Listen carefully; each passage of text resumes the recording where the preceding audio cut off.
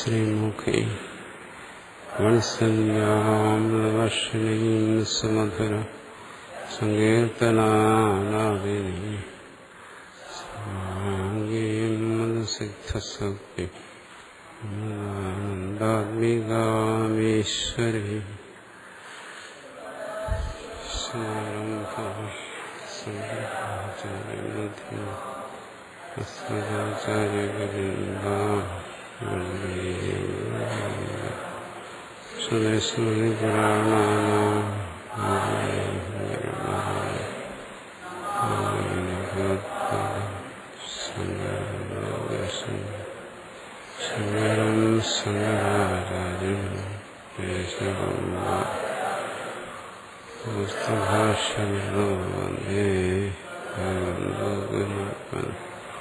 ഈശ്വരോ ഗുരുരത്നന്തി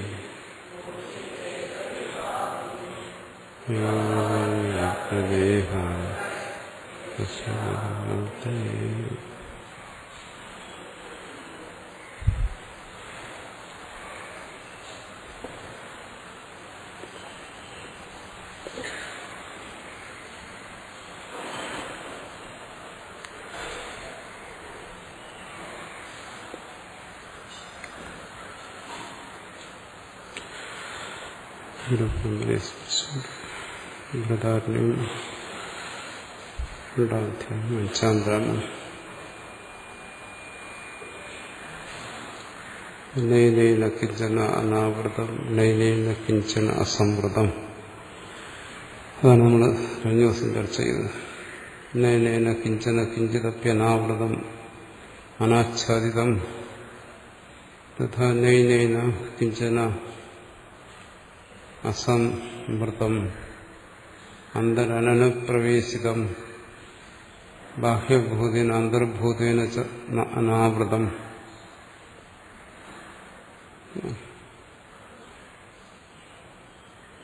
രണ്ടു കാര്യം ഇവിടെ പറഞ്ഞു. നൈനൈന കിഞ്ചന അനാവൃതം അനാച്ഛാദിതം.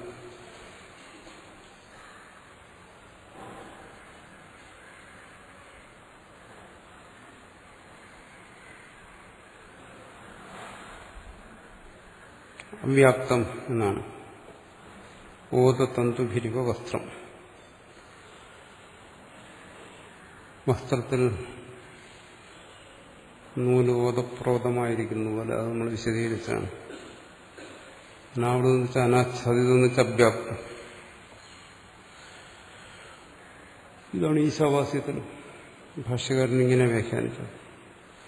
ഈശാവാസ്യം ആച്ഛാദിതം എന്ന് പറഞ്ഞു.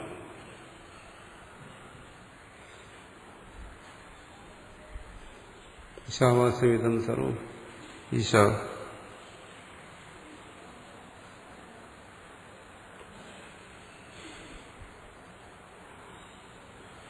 ഇവിടെയും അതേപോലെ തന്നെ വ്യാഖ്യാനിച്ചിരിക്കുന്നു. അനാച്ഛത വ്യാപ്തം ഒന്നും തന്നെ ഇതിനാൽ വ്യാപ്തമാകാത്തതില്ല. അത് രണ്ടു തരത്തിലും പറഞ്ഞു. ഓതതന്തുരിഭ വസ്ത്രം പ്രോതേരിവ വാസ. ഓതപ്രോതമായിരിക്കുന്ന പോലെ, ഓടും പാവുമായിരിക്കുന്ന പോലെ എന്ന് പറയും.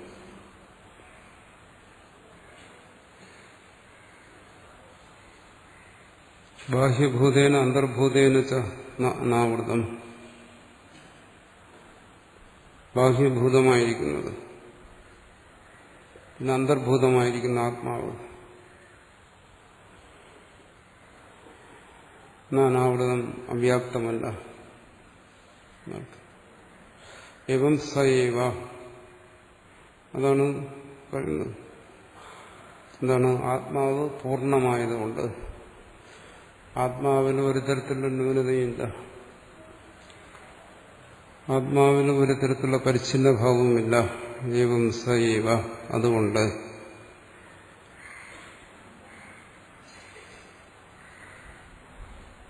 സയേവ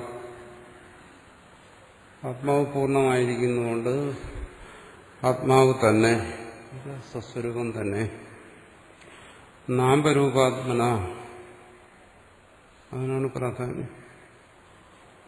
അത് തന്നെ നാമരൂപമായിരിക്കുന്നത് അത് ഇനി പറയുന്നതുമായിട്ട് ബന്ധമുണ്ട്. എന്നാണ് ഞാൻ അതൊരിക്കൽ കൂടെ പറയുന്നു. ആത്മാവ് തന്നെ നാമരൂപത്തിൽ, നാമരൂപ സ്വരൂപത്തിൽ,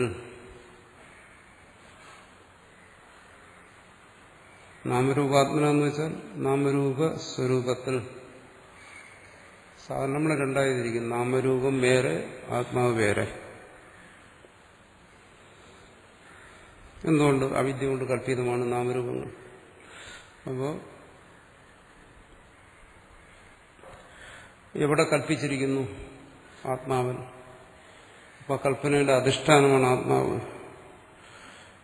ഇങ്ങനെയാണ് സാധാരണ വിശദീകരിക്കുന്നത്. ഇവിടെ അങ്ങനെയല്ല പറയുന്നു. ഏവം, ഇത് അനാവൃതം അസംവൃതം എന്ന് പറഞ്ഞിരിക്കുന്നത് കൊണ്ട് സ ഏവ, ആത്മാവ് തന്നെ, സ്വസ്വരൂപം തന്നെ, നാമരൂപാത്മന, നാമരൂപ രൂപത്തിൽ ഇരിക്കുന്നത്. അപ്പൊ നാമരൂപങ്ങള്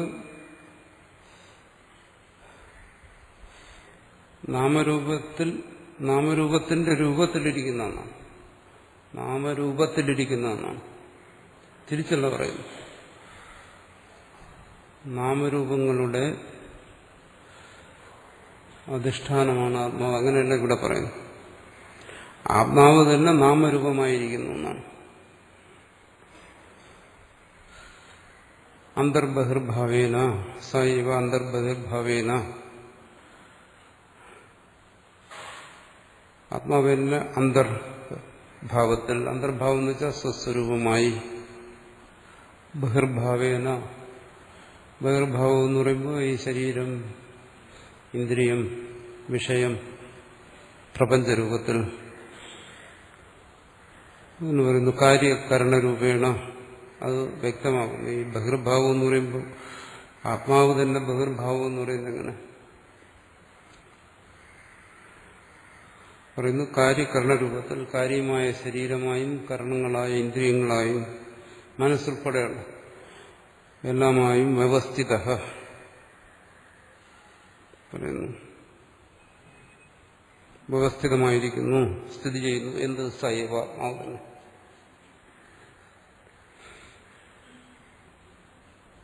അപ്പൊ ആത്മാവാണ് നാമരൂപത്തിലിരിക്കുന്നതെന്ന് പറഞ്ഞാൽ ആത്മാവാണ് പ്രപഞ്ചരൂപത്തിൽ സ്ഥിതി ചെയ്യുന്നത്, പ്രപഞ്ചരൂപത്തിൽ സ്ഥിതി ചെയ്യുന്നത് എന്നാണ് ഇവിടെ വ്യക്തമായി പറയുന്നത്. വ്യവസ്ഥിത പറയുന്ന തതോ അന്യ അണുമാത്രമൊപ്യസ്ഥി തതോ അന്യത്. അപ്പൊ ഈ പറയുന്ന സ്വസ്വരൂപത്തിൽ നിന്ന് അന്യമായി അണുമാത്രമോ, ഒരു പരമാണു പോലും ഇല്ല വേറിട്ട്.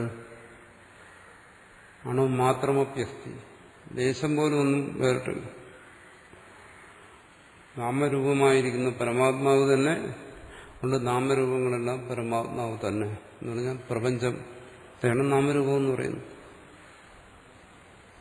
ആത്മാവ് എന്ന് പറയുന്നത് ഒരിക്കലും നാമരൂപം എന്ന് പറയാറില്ലല്ലോ. നാമരൂപം എന്ന് സർവത്ര പറയുന്നത് പ്രപഞ്ചത്തെ ഉദ്ദേശിച്ചിട്ടാണ്. ശബ്ദസ്പർശരൂപ രസഗന്ധത്തിലിരിക്കുന്ന, അല്ലെങ്കിൽ പൃഥ്വി, അപ്പത്തേജ്, വായു, ആകാശരൂപത്തിൽ, കാലം, ദിക്ക്, ഈ രൂപത്തിലെല്ലാം അനുഭവപ്പെടുന്ന ഈ പ്രപഞ്ചം, ഇതിനെ പറയുന്ന നാമരൂപമാണ്. ശരീരം ഉൾപ്പെടെയുള്ള പ്രപഞ്ചം അത് എന്താണ്? സൈവ, ആത്മാവ് തന്നെ. അത് ആ രൂപത്തിൽ സ്ഥിതി ചെയ്യുന്നു. ആത്മാവ് തന്നെയാണ് ഈ രണ്ട് രൂപത്തിൽ. ഇതാണ് മുമ്പ് കഴിഞ്ഞ ദിവസം നമ്മൾ ചർച്ച ചെയ്തത്. എന്താണ് അത്? സപ്രപഞ്ചം, നിഷ്പ്രപഞ്ചം. നിഷ്പ്രപഞ്ചമായി അത് സ്ഥിതി ചെയ്യുന്നു, സപ്രപഞ്ചമായി അത് സ്ഥിതി ചെയ്യുന്നു. ഇവിടെ ആത്മാവ് വേറെ, പ്രപഞ്ചം വേറെ, അല്ലെങ്കിൽ സത്യമായ ആത്മാവ്, മിഥ്യയായ പ്രപഞ്ചം, അങ്ങനെ വേർതിരിക്കുന്നില്ല ഈ ഭാഗത്ത്. അങ്ങനെ വേർതിരിച്ച് പറയുന്ന ഭാഗങ്ങളുണ്ട്. അതുപോലെ പ്രാധാന്യമുള്ളതാണ് അതിനെ വേർതിരിക്കാതെ പറയുന്നു, ഒന്നെന്ന് പറയുന്നു. ഇതിന്റെ തുടർച്ചയായിട്ടാണ് അടുത്ത മന്ത്രം വരുന്നത്.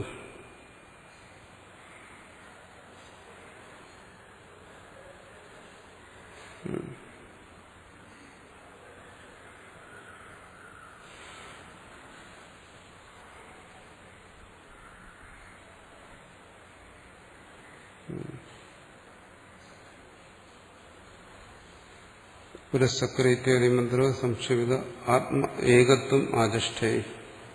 അപ്പോൾ ഈ മന്ത്രം ആത്മ ഏകത്വത്തെക്കുറിച്ച് പറയുകയാണ്.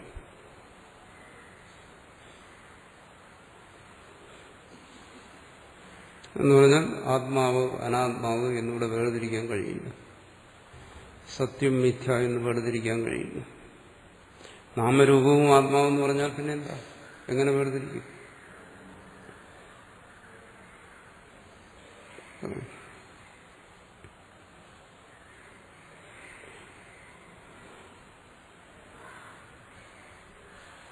അല്ലെങ്കിൽ നാമരൂപങ്ങളുടെ അനുഭവം എങ്ങനെ ഉണ്ടാകുന്നു, എന്തുകൊണ്ടുണ്ടാകുന്നു? അതിനാണ് പറയുന്നത് അത് കല്പിതമാണ് എന്ന് പറയുന്നത് അവിടെയാണ്. ആ അനുഭവം, നാമരൂപങ്ങളുടെ അനുഭവം വേറിട്ടുണ്ടാകുന്ന എന്തുകൊണ്ട് ജീവൻ, പ്രപഞ്ചാനുഭവം എന്തുകൊണ്ടുണ്ടാകും, അതിന് പറയും അത് കല്പിതമാണ്, സ്വസ്വരൂപത്തിൽ ആരോപിതമാണ്, കല്പിതമാണ് എന്ന് പറയും.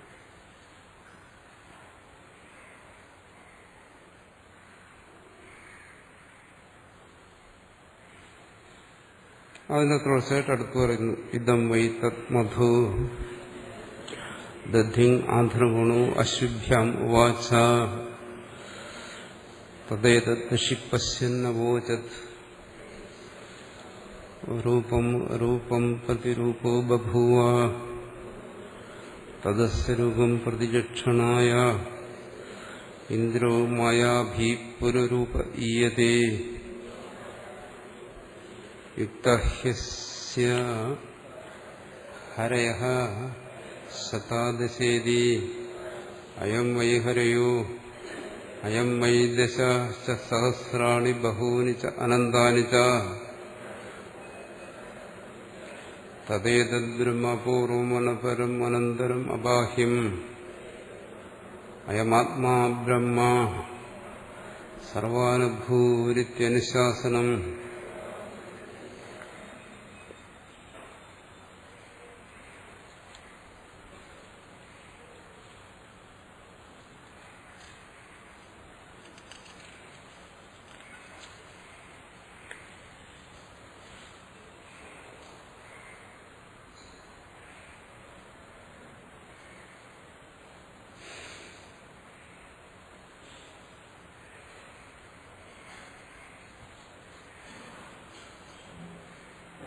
ഇതം വൈ തത്മദ്വിത്യാദി പൂർവ്വം.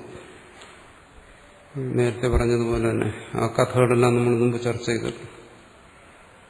ദധിങ് ആധർവണൻ എങ്ങനെയാണ് അശ്വിനി ദേവന്മാർക്ക് ഉപദേശിച്ചത്, അതെല്ലാം രൂപം രൂപവും പ്രതിരൂപവും ബഭൂവ രൂപം രൂപം പ്രതി പ്രതിരൂപവും രൂപാന്തരം ബഭൂവ.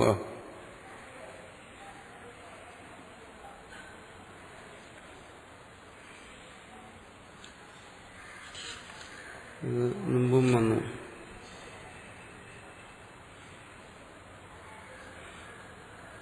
പുരസ്സക്രേ ദ്വിപതഃ പുരസ്സക്രേ ചതുഷ്പതഃ.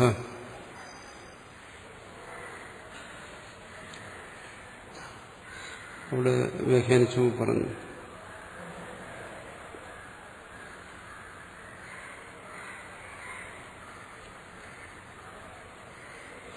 അതുപോലെ തന്നെയാണ് ഇവിടെയും പറയുന്നത്. രൂപം രൂപം പ്രതി രൂപം രൂപം ഉപാധിഭേദം പ്രതി. രൂപം രൂപം എന്നിവിടെ ഉദ്ദേശിക്കുന്ന ഓരോ ഉപാധികൾ, ശരീരം, ഉപാധി ശരീരമാണ്. ഓരോ ശരീരവും അനുസരിച്ച് മനുഷ്യ ശരീരം, മൃഗശരീരം, പക്ഷിശരീരം, നേരത്തെ പറഞ്ഞല്ലോ. അങ്ങനെ ഓരോ ശരീരങ്ങളെ സൃഷ്ടിച്ച് അതിൽ പക്ഷിരൂപത്തിൽ പ്രവേശിച്ചു, സൂക്ഷ്മ ശരീരമാകുന്ന ഉപാധിയോടുകൂടി പ്രവേശിച്ചു എന്ന് പറഞ്ഞു. അത് തന്നെ ഇവിടെ പറയുന്നു. രൂപം രൂപം ഉപാധിഭേദം പ്രതി. ഓരോ ശരീരത്തിനും എന്താണ് പ്രതിരൂപവും, അതിൽ പ്രതിരൂപമായി രൂപാന്തരം ബഭൂവ. പ്രതിരൂപം എന്ന് പറഞ്ഞാൽ എന്താണ്? രൂപാന്തരം. രൂപാന്തരം എന്ന് പറഞ്ഞാൽ എന്തോ? പ്രതിബിംബം ബഭൂവ.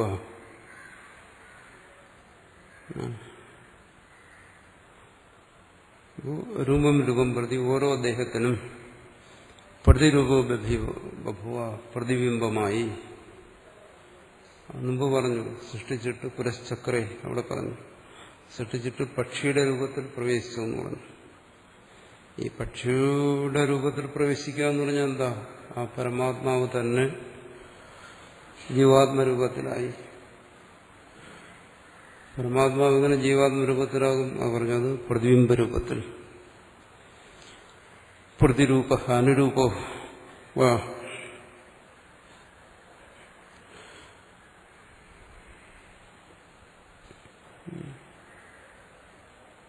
പ്രതിരൂപം എന്ന് വെച്ചാൽ പ്രതിബിംബം. പ്രതിബിംബം എന്ന് വെച്ചാൽ ബിംബത്തിന് അനുരൂപമായിരിക്കുമല്ലോ. ആ അർത്ഥം കൂടെ എവിടെ എടുക്കും? ബിംബം എങ്ങനെയാ അതുപോലെ. ബിംബം എങ്ങനെയാ അതുപോലെ എന്ന് പറഞ്ഞാൽ ഈശ്വരൻ എന്താണ്? ഈശ്വര തത്വം സച്ചിദാനന്ദമാണ്. ഈശ്വരതത്വം സച്ചിദാനന്ദമാണ്. അപ്പോൾ അത് ഈ ഓരോ ശരീരത്തിലും പ്രവേശിച്ചപ്പോൾ അതിന് അനുരൂപമായി തന്നെ മറ്റൊന്നുമായിട്ട് മാറാതെ എന്ന് പറഞ്ഞാൽ സച്ചിദാനന്ദമായി തന്നെ ആണ് അനുരൂപം എന്ന് പറയുന്നത്. ആ സ്വരൂപത്തിൽ നിന്ന് വിട്ടുപോകാതെ ഒരു മാറ്റവും വരാതെ സച്ചിദാനന്ദ രൂപനായി തന്നെ ഓരോ ശരീരത്തിലും ഇരിക്കുന്നു. അനുരൂപം എന്ന് പറഞ്ഞത്.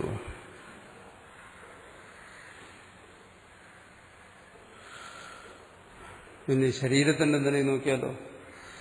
യാദൃക് സംസ്ഥാനോ മാതാപിതരോ തത്സംസ്ഥാന തദനുരൂപയോ പുത്രോ ജായതേ. മുമ്പ് പറഞ്ഞു ബാഹ്യഭൂതേന അന്തർഭൂതേന ച.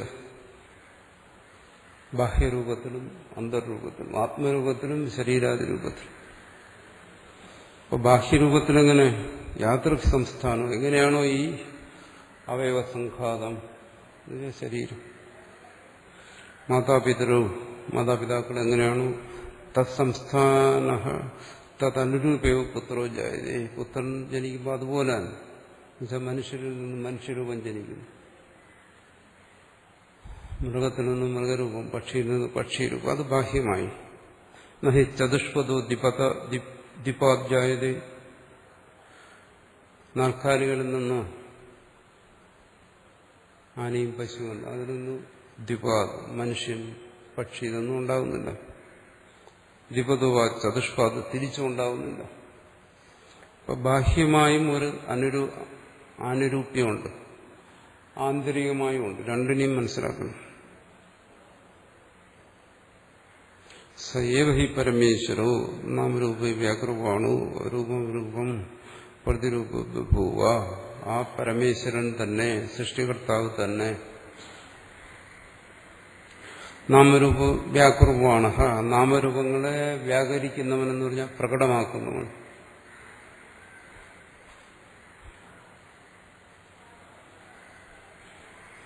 ഈശ്വരൻ ജഗത്തിനെ സൃഷ്ടിച്ചു എന്ന് പറയുമ്പോൾ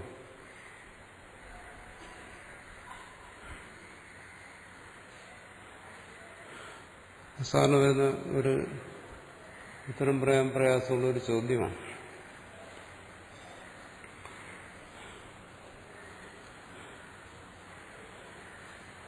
ഈശ്വരൻ എന്ന് പറയുന്നത് ഒരു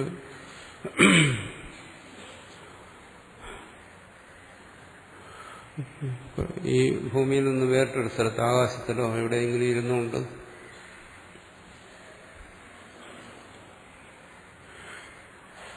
ലോകത്തെ സൃഷ്ടിക്കുന്ന ഒരാൾ. എങ്ങനെയാണ് കുലാലൻ മൺപാത്രത്തെ ഉണ്ടാക്കുന്നത് അതുപോലെ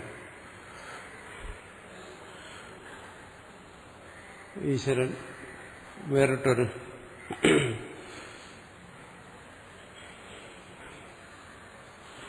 ഇതൊക്കെ സൃഷ്ടിക്കുന്നു എന്ന് പറയുന്ന പൊട്ടക്കഥകൾ അങ്ങനെ പറയുന്നുണ്ട്. അങ്ങനെ പറയുമ്പോൾ അവിടെ ചോദിക്കുന്നൊരു ചോദ്യമാണ്, ഈശ്വരന് ഈ പ്രപഞ്ചത്തെ സൃഷ്ടിക്കുന്നതിന് ഉള്ള ഉപാദാനം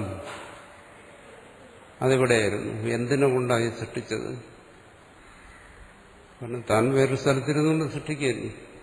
അപ്പോൾ ഈശ്വരൻ ഇരുന്ന സ്ഥലം അതാരാ സൃഷ്ടിച്ചത്? ഈശ്വരൻ. അപ്പോൾ അത് സൃഷ്ടിക്കുന്നതിന് മുമ്പ് ഈശ്വരൻ എവിടെയായിരുന്നു? ഈശ്വരൻ ഇരുന്ന കസേര ഈശ്വരനാണ് സൃഷ്ടിച്ചെങ്കിൽ കസേര സൃഷ്ടിക്കുമ്പോൾ ഈശ്വരൻ എവിടെയിരുന്നു എന്ന് ചോദിച്ചു കഴിഞ്ഞാൽ അതേത് കസേരയില്ല, അത് വേറൊരു കസേരയില്ല. അപ്പോൾ ആ കസേര ആരാ സൃഷ്ടിച്ചത്? അത് ഈശ്വരൻ തന്നെ. അപ്പം അതിനു മുമ്പ് ഇരുന്ന കസേര ആ ഈശ്വരൻ സൃഷ്ടിച്ചെന്ന് പറഞ്ഞാൽ അനവസ്ഥാദോഷം. അപ്പം അതിനു മുമ്പ് ഇരുന്ന കസേര ഇനി വേറെ ആരെങ്കിലുമാണ് സൃഷ്ടിച്ചെന്ന് പറഞ്ഞു കഴിഞ്ഞാൽ അതിനു മുമ്പ് വേറൊരു ഈശ്വരനുണ്ടെന്ന് പറയും. അപ്പോൾ ഈശ്വരന്റെ കസേര ആര് സൃഷ്ടിച്ചു എന്നുള്ളത് വലിയൊരു പ്രശ്നമാണ്. അങ്ങനെ ഈശ്വരൻ സൃഷ്ടിച്ചു എന്ന് പറയുന്ന അങ്ങനെ ചില മതങ്ങളിലൊക്കെ പറയുന്നുണ്ട്. ശുദ്ധ അസംബന്ധമാണ്, പൊട്ടത്തരമാണ്. പുരാണങ്ങളിലുമൊക്കെ പറയുന്നുണ്ട്. പറയുന്നതിന് യാതൊരു യുക്തിയില്ല. വെറും അന്ധത കൊണ്ട് മനുഷ്യനതൊക്കെ വിശ്വസിക്കും. ഉപാദാനം ഇവിടെ സൃഷ്ടിക്കുന്നതിന് അങ്ങനെ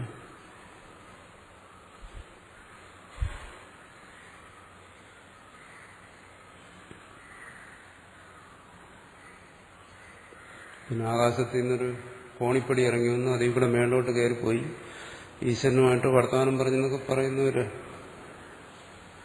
ഇത് നല്ല ഇതപ്പുറവും പറയും.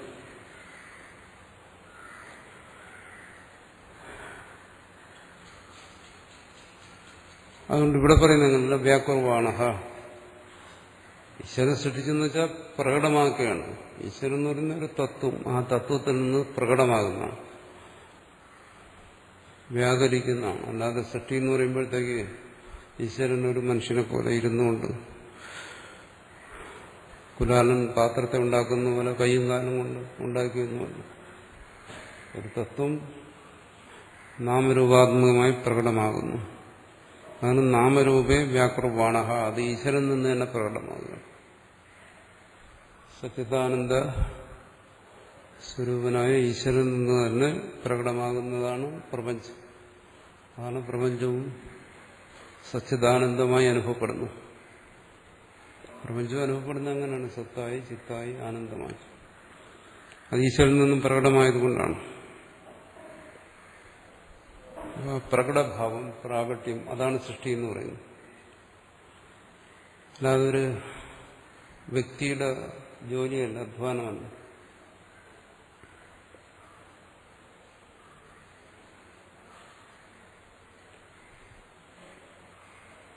അത് വെറും ബാലിശമായ ചിന്തകളാണ്. രൂപം രൂപം പ്രതിരൂപം ബഹുവാണ്. അങ്ങനെ വന്നപ്പോൾ എന്ത് ചെയ്തു? സൃഷ്ടിച്ച ഓരോരോ ഉപാധികൾക്കും അനുസരിച്ച് തന്നെ ആ തത്വം പ്രകടമായി, ബഭൂവ ആയിത്തീർന്നു. ഉപാധികൾക്കനുസരിച്ച് മനുഷ്യരൂപത്തിലായി, മൃഗരൂപത്തിലായി, പക്ഷി രൂപത്തിലായി. കഴിഞ്ഞ പറഞ്ഞില്ലേ, പുരശ്ചക്രേ ദ്വിപത പുരശ്ചക്രേ ചതുഷ്പത. അത് പുരസ പക്ഷേ ഭൂത്വ പുരുഷ ആവിശത്.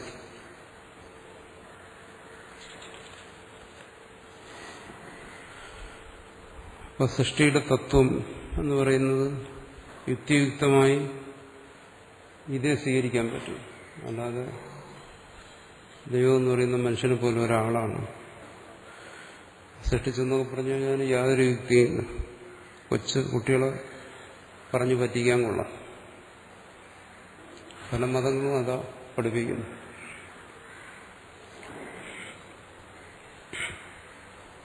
രൂപം രൂപം പ്രതിരൂപ ബഭുവ. അപ്പോൾ ഓരോ രൂപത്തിനനുസരിച്ചാണ് പ്രതിബിംബം എന്ന് പറയുന്നത്. മനുഷ്യരൂപം, മൃഗരൂപം, അങ്ങനെ അതായിത്തീർന്നു. അതാണ് പ്രകടമാകുക എന്ന് പറയുന്നത്. അപ്പോൾ ഈശ്വരൻ എന്തിനാ അങ്ങനെ ആയിത്തീർന്നു? അതൊക്കെ ഇനി സമാനം പറയുന്നുണ്ട്. കിമർത്ഥം പുനഃ പ്രതിരൂപം ആഗമനം തസ്യ. ഈശ്വരനങ്ങ് ഈശ്വരനായിരുന്നപ്പോൾ കിമർത്ഥം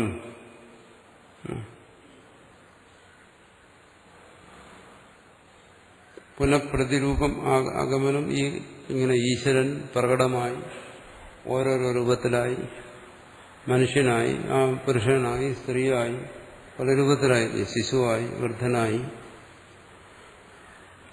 ഈശ്വരൻ എന്തിനാ ഇങ്ങനെയാകുന്നത്?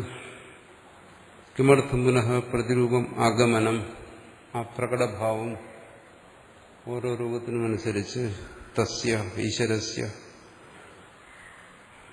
അത് സാധാരണ നമ്മൾ ചോദിക്കുന്ന ഇത്, ആ പൂർണ്ണനായ ഈശ്വരൻ എന്തിന് ഈ അപൂർണമായ സൃഷ്ടിയെ ഉണ്ടാക്കിയെന്നൊക്കെ സാറിന് ചോദിക്കാറുണ്ട്. നിർഗുണമായ പരബ്രഹ്മം എങ്ങനെ ഇതായി? അതിനൊരു സമാധാനം വേണമല്ലോ. പല സമാധാനമുണ്ട്. ഒന്നുകൂടെ പറയുന്നു. തദസ്വരൂപം പ്രതിചക്ഷണായ. ഇത് പല ഭാഗത്തും നമ്മൾ പറഞ്ഞിട്ടുള്ളതാണ്. പക്ഷെ അതിന്റെ മൂലരൂപം ഇവിടെയാണ് വരുന്നത്.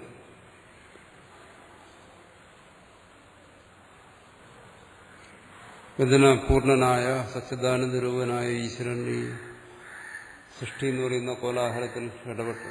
എന്തിനു വേണ്ടി? തദസ്യ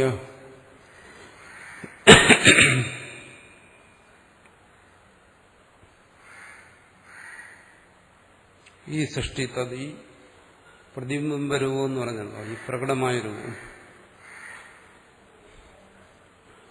എന്ന് പറഞ്ഞാൽ ഈ ജീവഭാവം എന്നർത്ഥം.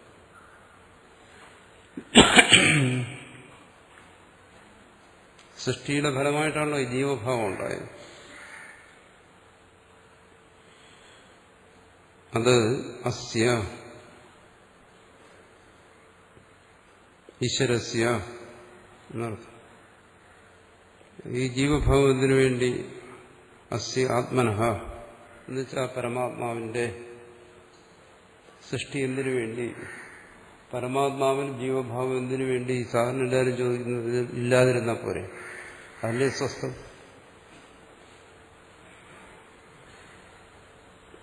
നേരത്തെ പറഞ്ഞു പ്രജ്ഞാനഘനം. പ്രജ്ഞാനഘനമായിരുന്നാൽ പോരെ, എന്തിനാ ഈ ജീവഭാവത്തിൽ വരുന്നു? പിന്നെ പറയുന്നത് ബന്ധമാണ്, മോക്ഷമാണ്, സുഖദുഃഖങ്ങളാണ്. ഇതൊക്കെ അനുഭവിക്കുന്ന ഈ അവസ്ഥയിൽ എന്തിനു വരണം? തദസ്യ അസ്യ ആത്മനഃ, പരമാത്മാവിന്റെ തദ്രൂപം, ഈ ജീവരൂപം, ഈ ഭാവം, ബന്ധനം എന്ന് പറയുന്ന ഈ ഭാവം, അല്ലെങ്കിൽ സംസാരം എന്ന് പറയുന്ന പ്രതിചക്ഷണായ പറയുന്നു.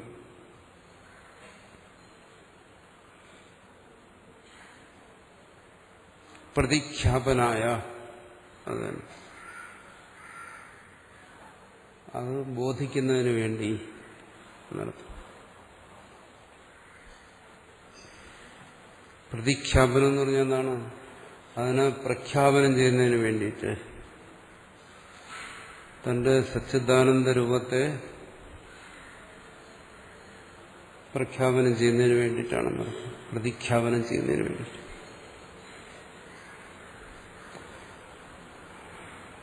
അത് സ്വയം പ്രകടമാകുന്ന ഈ നാനാരൂപത്തിൽ.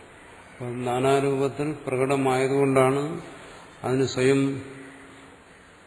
തന്റെ സച്ചിദാനന്ദ രൂപത്തെ പ്രകാശിപ്പിക്കാൻ കഴിയുന്നത്. പ്രജ്ഞാനഘനമായിരുന്ന അത് സാധ്യമല്ല. അതാ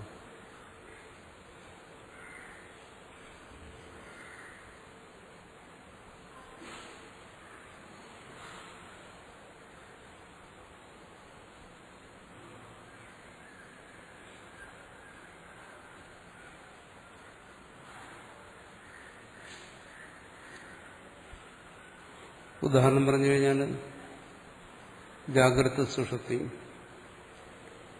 സുഷുപ്തിയിൽ അത് സ്വസ്വരൂപസ്ഥിതനായിരിക്കുന്നു. അവിടെ ഇരുന്നുകൊണ്ട് അതിന് ആത്മജ്ഞാനിയാകാൻ കഴിയുമില്ല. ആത്മബോധം ഉണ്ടാകാൻ പറ്റും. അതിന് പറയാൻ പറ്റും, ഞാൻ സച്ചിദാനന്ദനാണ്, ഞാൻ ബ്രഹ്മമാണ്, തത്വമസി.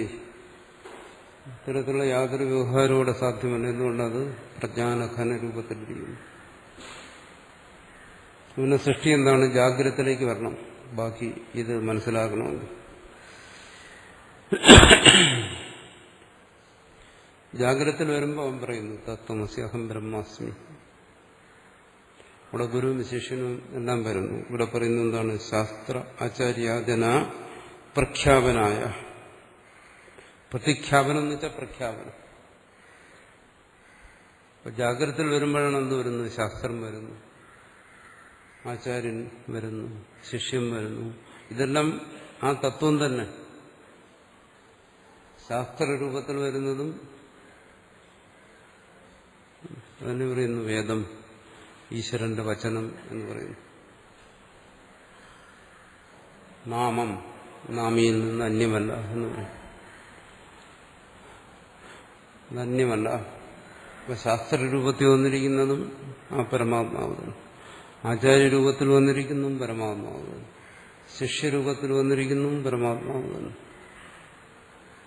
ഉപദേശരൂപത്തിൽ വന്നിരിക്കുന്നതും പരമാത്മാവാണ്. അതാണ് ശാസ്ത്ര ആചാര്യാദിന ഈ രൂപത്തിൽ വന്ന് പ്രഖ്യാപനായ ഈ തത്വത്തെ പ്രകാശിപ്പിക്കുന്നതിന്, അല്ലെങ്കിൽ ആ തത്വത്തെ വെളിപ്പെടുത്തുന്നതിന്, അല്ലെങ്കിൽ ആ തത്വത്തെ ഗ്രഹിക്കുന്നതിന്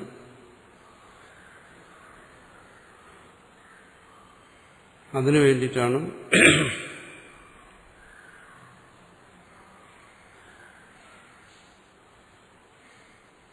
ഈ പ്രതിരൂപം എന്ന് പറയുന്നു. അതായത് സുഷുപ്തിയിൽ അത് പ്രജ്ഞാനഘനമായിരിക്കുന്നു. അവിടെ ഉറങ്ങിയാൽ പോരെന്ന് പറയുന്നു.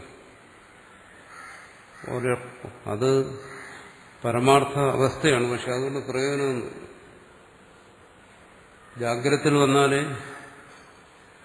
ഈ സച്ചിദാനന്ദത്തെ ബോധിക്കാൻ കഴിയും. ഗ്രഹണം ഇവിടെ സംഭവിക്കും. ഇവിടെ പറയാൻ പറ്റും താൻ സച്ചിദാനന്ദ സ്വരൂപനാണ്.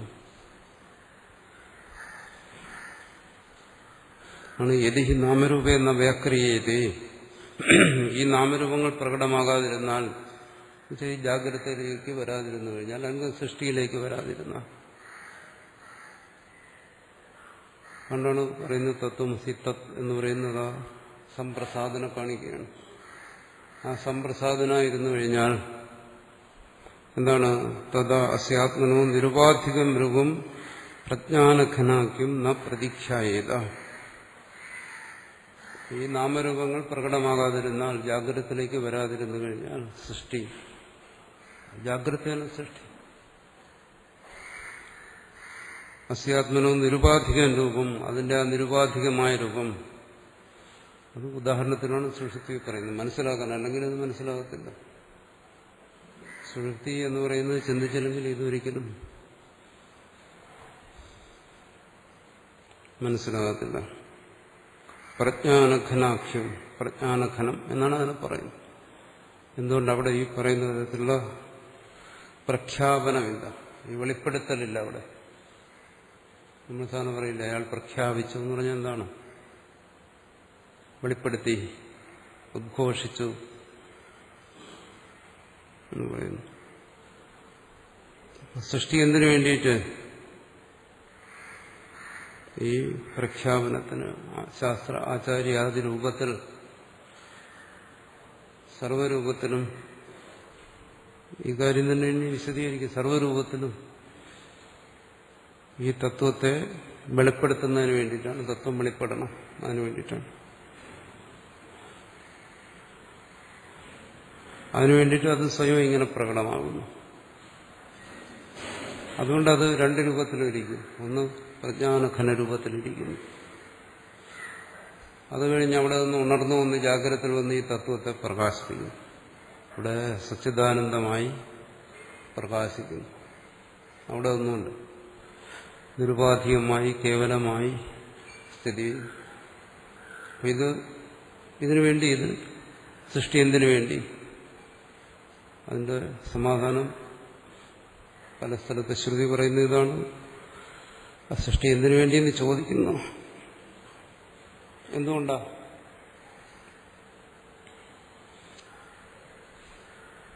താൻ നിത്യമുക്തനാണ്. നിത്യമുക്തനായിരിക്കുന്നതിന് തനിക്കിനി മുക്തിയുടെ ആവശ്യമില്ല. മുക്തന് പിന്നെ എന്തിനാ മുക്തിയുടെ ആവശ്യം? പിന്നെ എന്തിനാ ഈ സൃഷ്ടി?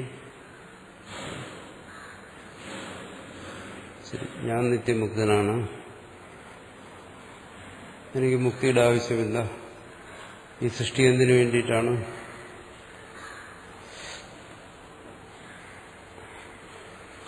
അവിടെ എന്താ തുടങ്ങുന്നത്? ഞാൻ നിത്യമുക്തനാണ്. താൻ നിത്യമുക്തനാണെന്ന് അറിയണമെങ്കിൽ ഈ സൃഷ്ടി വേണം. അതറിഞ്ഞുകൊണ്ടാണല്ലോ നമ്മൾ ബാക്കി ചോദ്യങ്ങളെല്ലാം ചോദിക്കുന്നത്. എന്തിനു വേണ്ടി സൃഷ്ടി, എന്തിനു വേണ്ടി ഇന്ന് സൃഷ്ടി എന്ന് ചോദിക്കുന്നതിന്റെ താല്പര്യം അതാണ്. നിത്യമുക്തനും മുക്തിക്ക് വേണ്ടി പരിശ്രമിക്കേണ്ട ആവശ്യമില്ല, അവനിൽ ബന്ധനമില്ല. പിന്നെന്തിനു വേണ്ടിയാ ഇതൊക്കെ ഉണ്ടായത്? ബന്ധനത്തിൽ വന്നിട്ടല്ലേ മോക്ഷത്തിന് വേണ്ടി പരിശ്രമിക്കേണ്ടി വന്നു. ഇത് വരാതിരുന്നാൽ മതി, പ്രശ്നം തീർന്നു. ആ സ്വസ്വരൂപത്തിലിരുന്നാൽ മതി. പക്ഷെ അങ്ങനെ ഇരുന്നു കഴിഞ്ഞാൽ ഞാൻ നിത്യമുക്തനാണ് എന്ന് പറയാൻ കഴിയും. താൻ നിത്യമുക്തനാണ് എന്ന ആത്മബോധം അതുണ്ടാകും? ഉണ്ടാകത്തില്ല. അതാണ് ആത്മബോധം. താൻ നിത്യമുക്തനാണ്, തന്നിൽ ബന്ധനമില്ല, തനിക്ക് മോക്ഷത്തെ പ്രാപിക്കേണ്ടതില്ല, അത് തന്റെ സ്വരൂപമാണ്. ഇതാണ് ബോധം. ഈ ബോധം ഈ ജാഗ്രതത്തിലേക്ക് വന്നാലേ ഉണ്ടാകും. അതിനുവേണ്ടി നാമരൂപമായി പ്രകടമായി ആണ്. യതി ഈ നാമരൂപേ നവക്രിയത്തെ, ഈ നാമരൂപങ്ങളായി ഇങ്ങനെ പ്രകടമാകാതിരുന്നാൽ, അതുകൊണ്ടാണ് മുമ്പ് പറഞ്ഞെന്താണ്, സ്വയമേവ നാമരൂപാത്മന അന്തർബഹിർഭാവേന കാര്യകാരണരൂപേണ ഉപസ്ഥിത. അവൻ തന്നെ നാമരൂപാത്മകമായി ഇങ്ങനെ ഇരിക്കുന്നു. അപ്പൊ ഈശ്വരനെ സൃഷ്ടിക്കുന്നതിന് വേറെ ഉപാദാനത്തിന്റെ ആവശ്യമില്ല. എന്തുകൊണ്ട്? ഈശ്വരൻ തന്നെയാണ് സൃഷ്ടി. സ്വയം തന്നെ നാമരൂപാത്മകമായി പ്രകടമായിരിക്കുകയാണ്.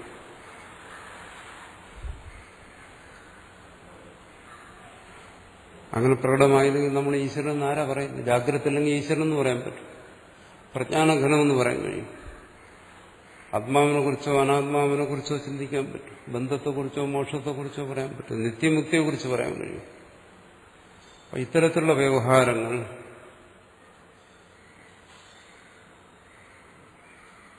അതിനുവേണ്ടി, ബന്ധമോക്ഷ വ്യവഹാരത്തിന് വേണ്ടി എന്നും പറയാം.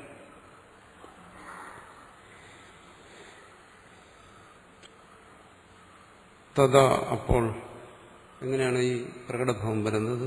സ്യാത്മനോ നിരുപാധിക രൂപം, ആ നിരുപാധികമായ രൂപം. അപ്പോൾ ഇതിന്റെ വാസ്തവരൂപം ഇതാണ്, നിത്യമുക്തമാണ് തന്റെ സ്വരൂപം എന്നുള്ളത്. ന പ്രതീക്ഷയേത, ഈ വ്യാകൃതി രൂപത്തിലുള്ള സൃഷ്ടി സംഭവിച്ചില്ലെങ്കിൽ ആർക്കും ബോധം ഉണ്ടാകത്തില്ല. അപ്പൊ സൃഷ്ടി എന്തിനു വേണ്ടി? ഈ തത്വത്തെ ബോധിക്കുന്നതിന് വേണ്ടി. അതാണ് സൃഷ്ടി. അത് പ്രതിഖ്യാപനായ ശാസ്ത്ര ആചാര്യാദി ഭേദേന തത്വപ്രകാശനായ. അതുകൊണ്ടാണ് പറയുന്നത് തത്വബോധത്തിന് ശാസ്ത്രം വേണം, ആചാര്യൻ വേണം എന്ന് പറയുന്നു. ശിഷ്യം വേണം, അതും വേണം. ശ്രവണം വേണം, മനനം വേണം, നിധ്യാസനം വേണം എന്നെല്ലാം പറയുന്നത് അതുകൊണ്ടാണ്. അതെല്ലാമായിരിക്കുന്നതും ഈ പ്രജ്ഞാനഘനം തന്നെ. അല്ലെങ്കിൽ എന്തെങ്കിലും ചിന്തിക്കാൻ കഴിയും? ആ പ്രജ്ഞാനഘനമായി സുഷുപ്തനായിരുന്നു കഴിഞ്ഞാൽ ഇവിടെ എന്തെങ്കിലും ചിന്തയുണ്ടോ? ബന്ധമോക്ഷ വ്യവഹാരം നടന്നു. ആത്മാവ് നിത്യമുക്തം എന്ന് ആർക്കെങ്കിലും പറയാൻ കഴിയുമോ? സുഷുപ്തിയിൽ ആരെങ്കിലും പറഞ്ഞിട്ടുണ്ടോ? ഒന്നും കഴിയില്ല. അപ്പൊ സുഷുപ്തിയിൽ നിന്ന് ജാഗ്രത, നിർഗുണത്തിൽ നിന്ന് സൃഷ്ടി, ഇത് രണ്ടും ഒന്ന് തന്നെ, രണ്ടല്ല, രണ്ട് കാര്യമല്ല പറഞ്ഞു.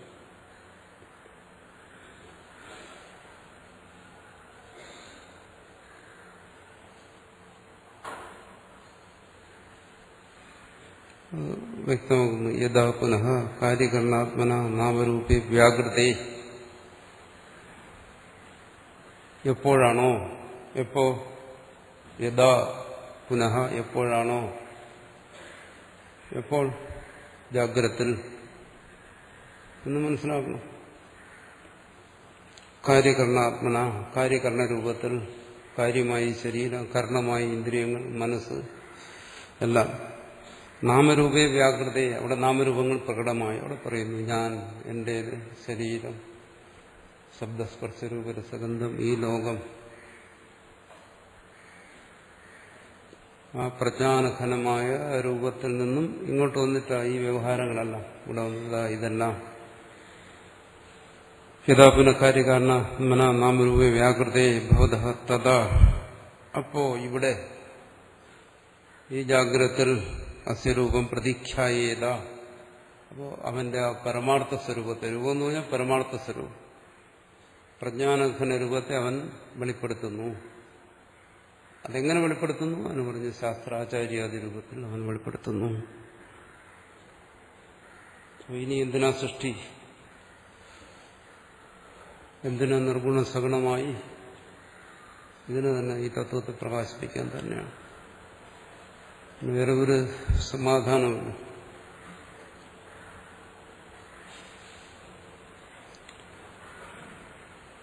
ബന്ധനത്തിൽ വന്നിട്ട് പിന്നെ മോക്ഷത്തിന് എന്തിനു ശ്രമിക്കണം? ബന്ധനത്തിൽ വരാതിരുന്നാൽ പോരെ എന്ന് ചോദിക്കും. ബന്ധനത്തിൽ വന്നാലേ മോക്ഷത്തിന് ശ്രമിക്കാൻ പറ്റും. ബന്ധമോക്ഷങ്ങളുടെ തത്വം ഈ ബന്ധനത്തിൽ വന്നാലേ ഗ്രഹിക്കാൻ പറ്റും. അതിനുവേണ്ടി ഇങ്ങനെ വന്നു. നാനാരൂപമായി തീർന്നു. ഏകരൂപത്തിലിരിക്കുന്നവൻ, ഏകരസത്തിൽ, ഏക സ്വഭാവത്തിലിരിക്കുന്നവൻ നാനാ സ്വഭാവത്തിലായി.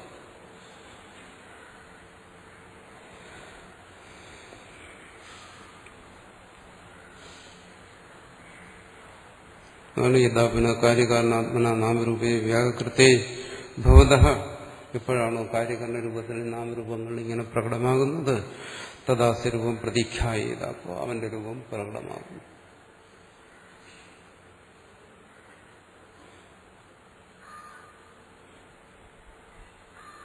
അപ്പോൾ ഇനി വിഷയത്തിൽ ഒരു സംശയത്തിന്റെ ആവശ്യമില്ല. എന്തിന് സൃഷ്ടി, നിർഗുണം എന്തിന് സഗുണമായി, എന്തിനീ സംസാരം, എല്ലാത്തിനൂടെ സമാധാനം പറഞ്ഞു.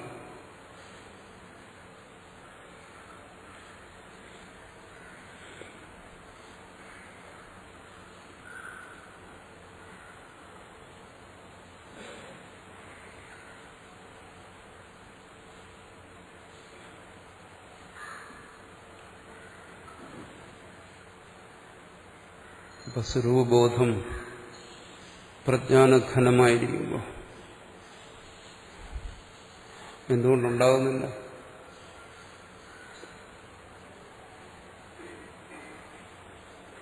എന്തുകൊണ്ടാണ് അതുണ്ടാകാത്തത്? കർണങ്ങളില്ലാത്തതുകൊണ്ട് തന്നെ. മനസ്സും കർണങ്ങളും ഈ നാമരൂപങ്ങളില്ലാത്തതുകൊണ്ട് തന്നെ. അപ്പൊ ഈ നാമരൂപങ്ങൾ ഉണ്ടായേ തീരൂ, എന്നാലേ ബാക്കി കാര്യങ്ങളെല്ലാം സംഭവിക്കും.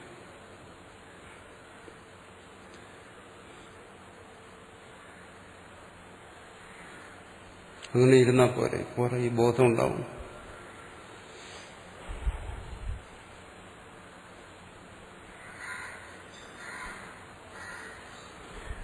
ബോധം ഉണ്ടാവണമെങ്കിൽ ഇങ്ങനെ വരണം, ഇങ്ങനെയൊക്കെ സംഭവിക്കുന്നു.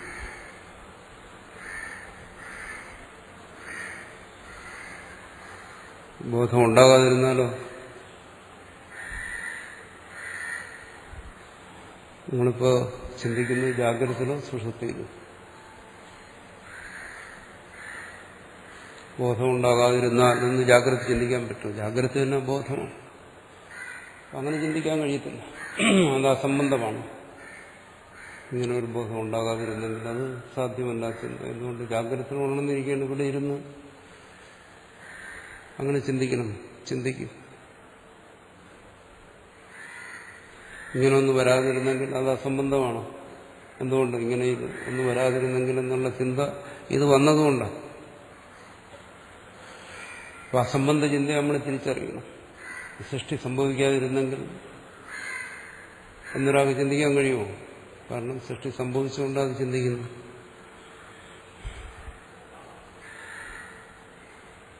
എന്തിനാ ഈ സൃഷ്ടി? സൃഷ്ടി സംഭവിച്ചുകൊണ്ട് അങ്ങനെ ചോദിക്കുന്നു. അപ്പൊ സൃഷ്ടിയെക്കുറിച്ച് ചിന്തിക്കുന്നവന് സൃഷ്ടിയെ അംഗീകരിച്ചേ പറ്റും. സൃഷ്ടി നിഷേധിക്കാൻ പറ്റത്തില്ല. അപ്പോൾ എന്തായാലും സൃഷ്ടി സംഭവിച്ചിരിക്കുന്നു. വരാതിരുന്നെങ്കിൽ എന്ന് പറഞ്ഞിട്ട് കാര്യമില്ല. വന്ന് ഇതെന്തിനാണ്, വരാതിരുന്നെങ്കിലെന്ന് ചിന്തിക്കാൻ ഒക്കത്തില്ല. വന്നുപോയി. അങ്ങനെ ചിന്തിച്ചാൽ അത് യുക്തിഹീനമായിപ്പോകും, സാമാന്യ ബുദ്ധിക്ക് നിരക്കാത്തതായിപ്പോകും. അതുകൊണ്ട് ഇത് വന്നു, അത് ഈ സൃഷ്ടി, ഈ ജാഗ്രത ആത്മബോധത്തിന് വേണ്ടിയിട്ടാണ്, സ്വരൂപ സാക്ഷാത്കാരത്തിന് വേണ്ടിയിട്ടാണ്, തത്വബോധത്തിന് വേണ്ടിയിട്ടാണ്, ഈശ്വര സാക്ഷാത്കാരത്തിന് വേണ്ടിയിട്ടാണ്. എങ്ങനെ വേണോ പറയാം.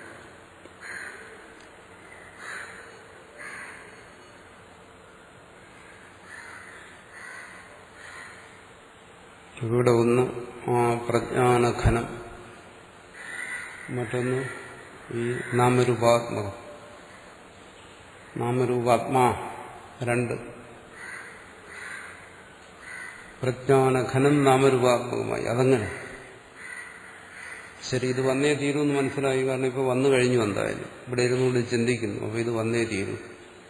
എന്തിന്, എന്തുകൊണ്ട്, അങ്ങനെ ചോദിച്ചിട്ട് കാര്യമില്ല. വന്നു കഴിഞ്ഞല്ലോ, സംഭവിച്ചല്ലോ. ഇനി ഈ സംഭവിച്ചതിനനുസരിച്ച്, യുക്തിക്കനുസരിച്ച് നമുക്ക് എന്തെങ്കിലും ചിന്തിക്കാൻ പറ്റും. അതുകൊണ്ട് എങ്ങനെ സംഭവിച്ചു എന്ന് ചിന്തിക്കാം. രൂപം രൂപം പ്രതിരൂപവും ബഭൂവ തദസ്യ രൂപം പ്രതിചക്ഷണായ ഇന്ദ്രോ മായാഭി പുരുരൂപയ്യത്തെ. ഇന്ദ്ര പരമേശ്വര, ആ പരമാത്മാവ് തന്നെ പ്രജ്ഞാനഘനൻ. ആണ് വേദത്തിൽ ഇന്ദ്രൻ എന്നൊക്കെ ഉള്ള ശബ്ദം വന്നു കഴിഞ്ഞാൽ വരുന്ന അർത്ഥത്തിന്റെ വ്യത്യാസം മനസ്സിലാകും. ഇന്ദ്രൻ എന്ന് വെച്ചാൽ സൗമ്യരസമൊക്കെ കുടിച്ച് സ്വർഗത്തിലിരുന്ന് സുഖങ്ങളൊക്കെ അനുഭവിക്കുന്ന ഒരാളെന്നുള്ള അർത്ഥം ഇതിൽ പറയുന്നുണ്ട്. ഇവിടെ അതൊന്നുമല്ല. ഇവിടെ ഇന്ദ്രൻ പരമേശ്വര, നിർഗുണബ്രഹ്മം. അത് തന്നെ.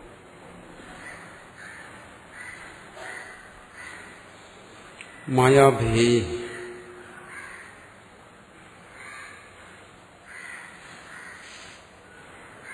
പ്രജ്ഞാഭി നാമരൂപകൃതമിത്യഭിമാനേവ നതു പരമാർത്ഥ പുരുരൂപോ ബഹുരൂപ ഈയത്തെ.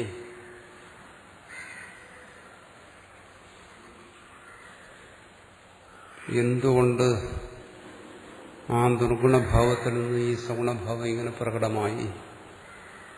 ഈ ശരീരബോധം, ഇന്ദ്രിയബോധം, അഹംബോധം, മമതാബോധം, പ്രപഞ്ചബോധം, ഇതൊക്കെ എന്തുകൊണ്ട്? ഇതിനെന്താ കാരണം? അതാണ് പറഞ്ഞത്. മായാഭി, പ്രജ്ഞാഭി. പ്രജ്ഞ, ഇതെല്ലാം അറിയുന്ന ഈ പ്രജ്ഞ കൊണ്ടല്ലേ, ഈ ബോധം കൊണ്ടല്ലേ ഇതൊക്കെ അറിയുന്നു. ഈ നാനാരൂപത്തെ അറിയുന്നു. ഞാൻ പുരുഷനാണെന്നറിയുന്നു, സ്ത്രീ എന്നറിയുന്നു, ബാലനെന്നറിയുന്നു, വൃദ്ധനെന്നറിയുന്നു. എല്ലാം പ്രജ്ഞ കൊണ്ടാണ്.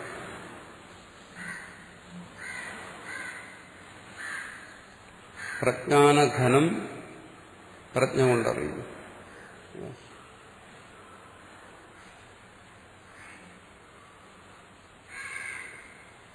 അത് സംഭവിക്കുന്നു. സുഷുപ്തിയിലുള്ളതാണ് പ്രജ്ഞാനഘനം. ജാഗ്രതത്തിൽ വരുന്നതാണ് പ്രജ്ഞ. രണ്ടും തമ്മിലുള്ള വ്യത്യാസം അറിയാം. സുഷുപ്തിയിൽ അതിനെ നമുക്ക് പറയാം പ്രജ്ഞാനഘനം. വെറുതെ ആ ശബ്ദത്തിന്റെ അർത്ഥത്തിൽ പിടിച്ചു തൂക്കാൻ വേണ്ടിയിട്ടല്ല പറയുന്നത്, ആ തത്വത്തെ. സുഷുപ്തിയിൽ അത് പ്രജ്ഞാനഘനമായിരുന്നു. ജാഗ്രതയിൽ വന്നപ്പോൾ അത് പ്രജ്ഞയായി. പ്രജ്ഞാഭി. അപ്പൊ അതിനെ ബോധവും നൽകാൻ പ്രജ്ഞയ്ക്ക് കുഴപ്പമില്ല. ഇത് ഈ ഫലതായി തീരുന്നത് ആ തത്വം ബോധം കൊണ്ട്. പ്രജ്ഞാനഘനമായിരുന്ന തത്വം ഇപ്പൊ പലതായതെങ്ങനെ? ഞാൻ നീ എന്ന് വേറെയായി, പുരുഷൻ സ്ത്രീ എന്നുള്ള വ്യത്യാസം എങ്ങനെ വന്നു? പ്രജ്ഞ കൊണ്ട്, ബോധം കൊണ്ട്. ഞാൻ എന്നെ പുരുഷനായി അറിയുന്നു, ഞാൻ എന്നെ സ്ത്രീയായി അറിയുന്നു. ബോധമാണ്, പ്രജ്ഞയല്ലേ അതിന് കാരണം. എന്താ ഈ പ്രജ്ഞ? സൂര്യന്റെ പ്രകാശം പോലെ ആ ചൈതന്യത്തിൻ്റെയാണ് പ്രകാശമാണ്.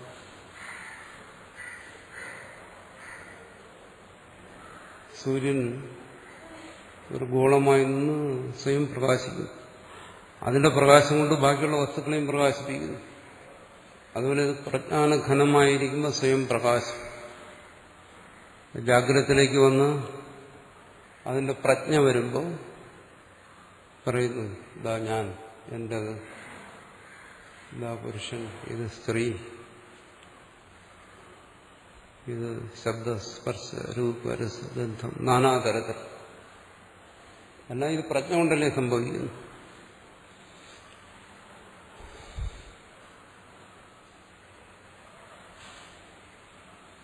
അതിന് വേറെ തരത്തിലും പറയണം.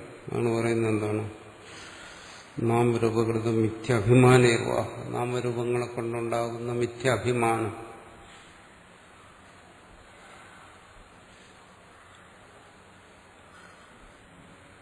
ആണ് നേരത്തെ പറഞ്ഞ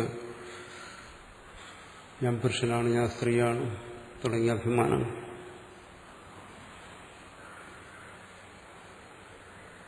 അതും ബോധമാണ്. അഭിമാനം എന്ന് പറയുന്നത് എന്താണ്? അതും പ്രജ്ഞയാണ്. ഞാൻ ഇതെന്താ? ബോധമല്ലേ? ഞാൻ അഭിമാനം ബോധമാണ്. ആ ബോധത്തിലാ വരുന്നു പുരുഷൻ, സ്ത്രീ, ബദ്ധൻ, മുക്തൻ എല്ലാം ഇതിനകത്ത് വരുന്ന. ഇതെല്ലാം ഈ ബോധമാണ്.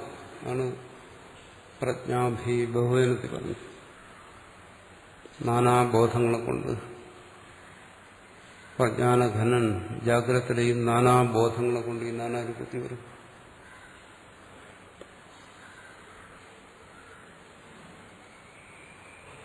പ്രജ്ഞാഭി നാമരൂപകൃത മിഥ്യാഭിമാനീർവ, മിഥ്യാഭിമാനങ്ങളെ കൊണ്ട്. പരമാർത്ഥമല്ല.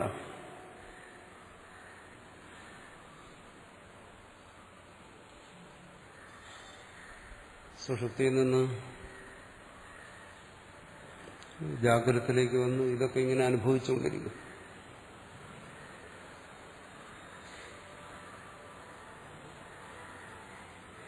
പരമാർത്ഥം പ്രജ്ഞാനഘനമാണെന്ന് പറഞ്ഞു.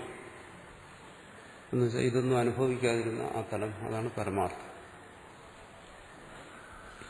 അപ്പൊ ഇത് പരമാർത്ഥം എന്ന് പറയാൻ പറ്റും? ഇല്ല.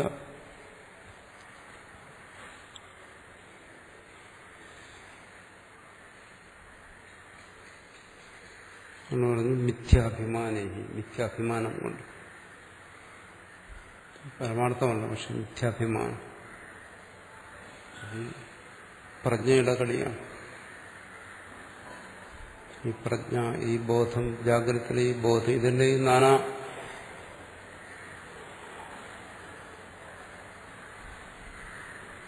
രൂപത്തിൽ പിരിഞ്ഞിരിക്കുന്നു. എന്നത് പരമാർത്ഥത, പരമാർത്ഥത്തിലല്ല.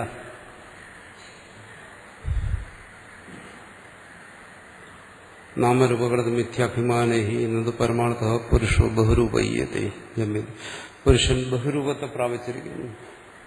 പുരുഷനെന്നൂടെ പറയുന്ന ആരെയാണ്? ആ പ്രജ്ഞാനഘനൻ.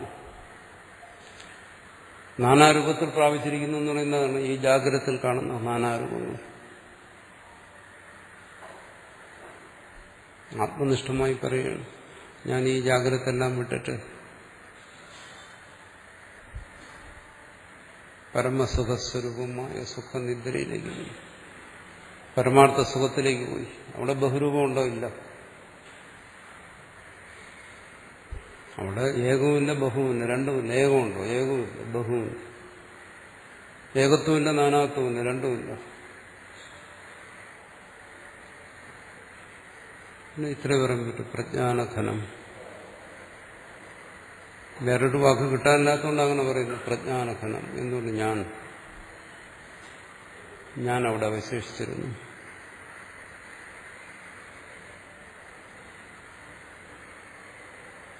പിന്നെ അവിടെ നിന്ന് ജാഗ്രതത്തിലേക്ക് വരുന്നു.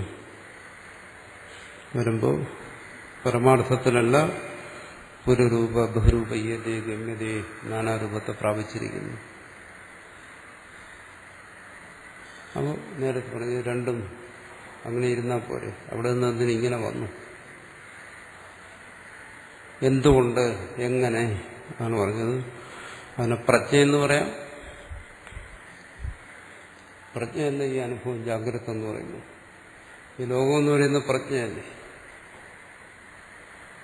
എല്ലാ സിദ്ധാന്തങ്ങളും, എല്ലാ തത്വവും, ബന്ധവും, മോക്ഷവും, ലൗകികവും പാരമാർത്ഥികവും ആത്മീയവും ഭൗതികവും എല്ലാം ഈ പ്രജ്ഞയാണ്, ഈ ജാഗ്രത പ്രജ്ഞയാണ്. അല്ലാതെ നാനാരൂപത്തിൽ ഇരിക്കുന്നു. വാസ്തവത്തിൽ ആ പ്രജ്ഞാനഘടന ഏകം എന്ന് പറയുന്നത് ഈ നാന അല്ലാത്തതുകൊണ്ടാണ്. അല്ലാതെ ഏകമായതുകൊണ്ടല്ല. ഈ നാനാത്വത്തെ നിഷേധിക്കാൻ വേണ്ടി പറയുന്നത് ഏകമാണോ.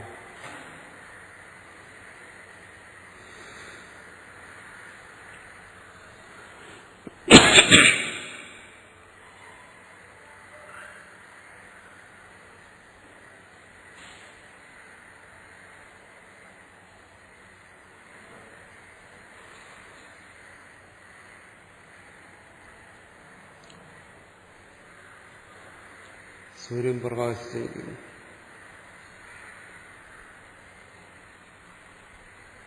സൂര്യനെ കാണാൻ ഒരു കണ്ണുമില്ലെന്ന് വെച്ചോട്ടെ, ആരെങ്കിലും സൂര്യനെ കാണും? ഒരു കണ്ണെങ്കിലും ശേഷിക്കണം സൂര്യനെ കാണുന്നു.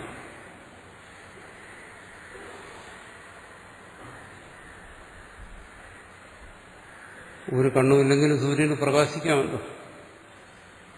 ഇവിടെ ഇതൊരു മരുഭൂമി ആയാലും ഇവിടെ ജീവജാലങ്ങളെല്ലാം നഷ്ടപ്പെട്ടു. സൂര്യനെ കാണാൻ ഒരു കണ്ണുകളിലൂടെ ശേഷിക്കുന്നില്ലെന്ന് വെച്ചോട്ടെ, സൂര്യൻ പ്രകാശിക്കും.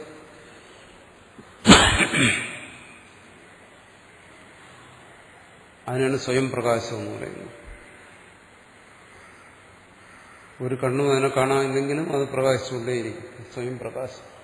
അതുപോലെ പ്രജ്ഞാനഘനം സ്വയം പ്രകാശിച്ചുകൊണ്ടിരിക്കുന്നു അവിടെ സുഷുപ്തിയിൽ.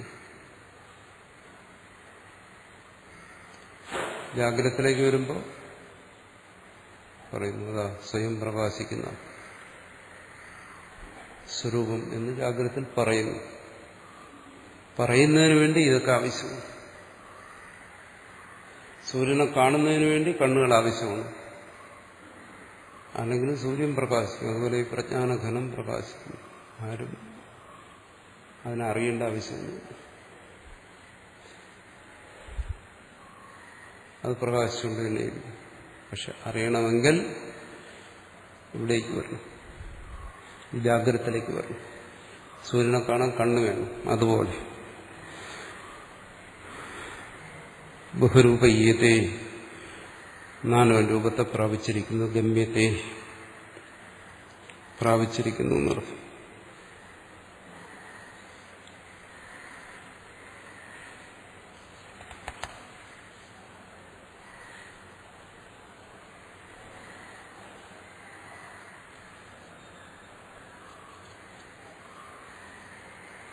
ഏകരൂപേവ പ്രജ്ഞാനഘനസൻ അവിദ്യാപ്രജ്ഞാഭി, അവിദ്യാബോധം.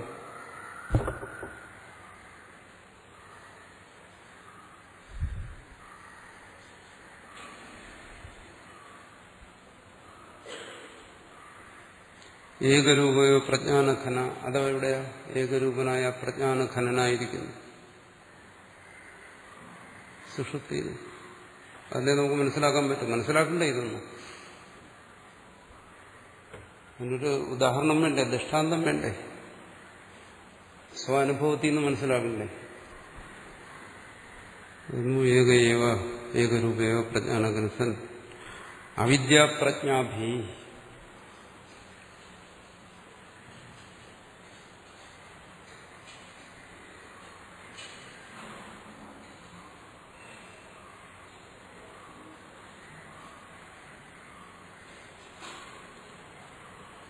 ഭാഷകാരൻ മുമ്പൊരു സ്ഥലത്ത് പറഞ്ഞിട്ടുണ്ട്, ഈ പ്രജ്ഞയെ തന്നെ അവിദ്യ എന്ന് പറഞ്ഞിട്ടുണ്ട്.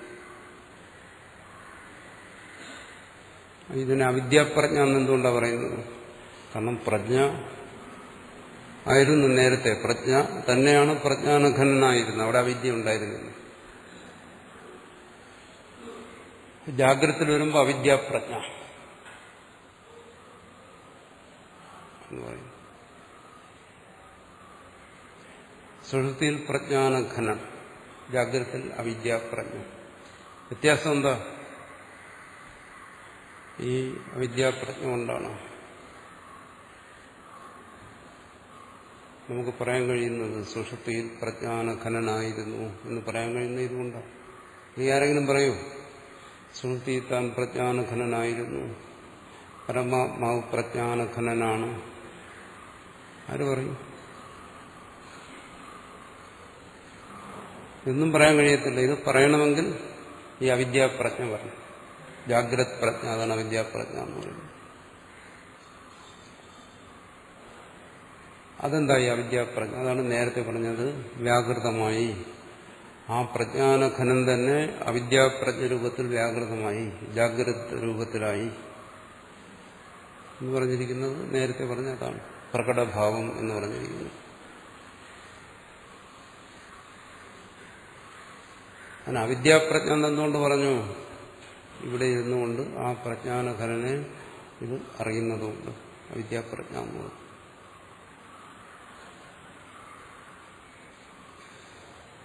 അത് മുമ്പ് ഒരു സ്ഥലത്ത് പറഞ്ഞു. എന്താണ് അത്? ആ സ്വരൂപത്തിൽ നിന്നുള്ള ഒരു ച്യുതിയാണെന്ന് പറഞ്ഞു.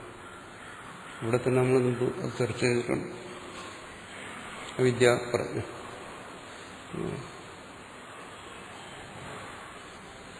ഇനി ഇതിനൊരു കാരണത്തെ തേടിപ്പോവേണ്ട കാര്യമൊന്നുമില്ല. ഇവിടെ ഈ പറയുന്ന പ്രക്രിയ അനുസരിച്ച് നമ്മൾ ചിന്തിക്കുമ്പോൾ ഈ പ്രജ്ഞയ്ക്കൊരു കാരണം അവിദ്യ, അതിന്റെ ആവശ്യമില്ല ഇവിടെ.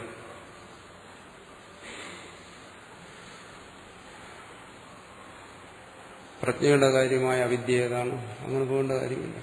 കാരണം പ്രജ്ഞാനഘനനായിരുന്നു, പൂർണ്ണനായിരുന്നു, എന്നിട്ട് പ്രജ്ഞയുണ്ടായി.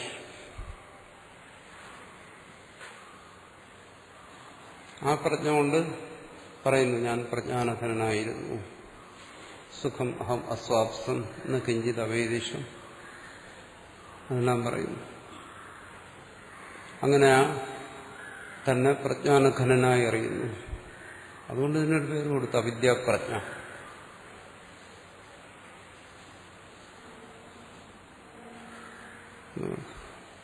നാനാതരത്തിൽ അവിടെ പറയുന്നു ശുദ്ധോഹം, മുക്തോഹം, സച്ചിദാനന്ദോഹം, ശിവോഹം, ഇങ്ങനെ പലതരത്തിൽ തന്നെ അറിയുന്നു. അത് നാനാതരത്തിലല്ലേ അറിവ് വരുന്നത് എന്ന് പറയുന്നു. ഇവിടെ പറയും അയം ആത്മാ ബ്രഹ്മ സർവം ഖല്ലിതം ബ്രഹ്മ അഹം ബ്രഹ്മാസ്മി തത്വമസി, നാനാപ്രജ്ഞ അറിയുന്നു. ഇനി അത് ഇങ്ങനെ പറയുന്നു. ഇനി വേറെ തരത്തിൽ പറയും എന്താണ്? പ്രതിബോധവിദിതം, എല്ലാ ബോധത്തിലും അത് തന്നെ പ്രകാശിക്കുന്നു, എല്ലാ ബോധവും അത് തന്നെ. അതിന് പ്രത്യേകിച്ച് അഹം ബ്രഹ്മാസ്മി എന്ന് തന്നെ വേണമെന്നൊന്നുമില്ല. ശബ്ദം, സ്പർശം, രൂപം, രസം, ഗന്ധം എന്നുള്ള ബോധമായാലും മതി. അവിദ്യാപ്രജ്ഞ. അത് അവിദ്യാപ്രജ്ഞ എന്നതിന് പറയാൻ കാരണം ഇതിങ്ങനെ പ്രകടമായിരുന്നു. പ്രജ്ഞാനഘന രൂപത്തിലിരുന്നിട്ട് അത് നാനാരൂപത്തിൽ ഇങ്ങനെ പ്രകടമായി. അതുകൊണ്ട് തന്നെ അവിദ്യാപ്രജ്ഞ എന്ന് പറയും. ഇതിന്റെ ഇടയ്ക്ക് ഇനി പ്രത്യേകിച്ച് അവിദ്യയെ തിരികെ കയറ്റേണ്ട കാര്യമൊന്നുമില്ല. അങ്ങനെയല്ല ഈ സന്ദർഭത്തിൽ പറയുന്നു. പ്രജ്ഞാനഘനം, പ്രജ്ഞ, ഇതിന്റെ ഇടയ്ക്കൊരു അവിദ്യ, അതിന്റെ ആവശ്യമില്ല. ഇവിടെ രണ്ടേ ഉള്ളൂ, ഒന്ന് പ്രജ്ഞാനഘനം, മറ്റൊന്ന് അവിദ്യാപ്രജ്ഞ. രണ്ടെണ്ണം. അങ്ങനെയാണ് ഇവിടെ പറയുന്നത്.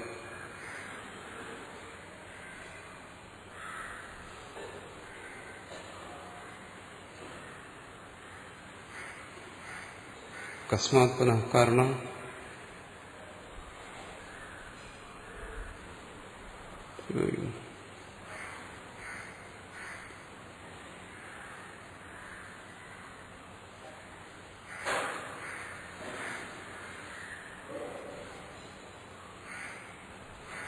യുക്ത രഥൈവ വാചന.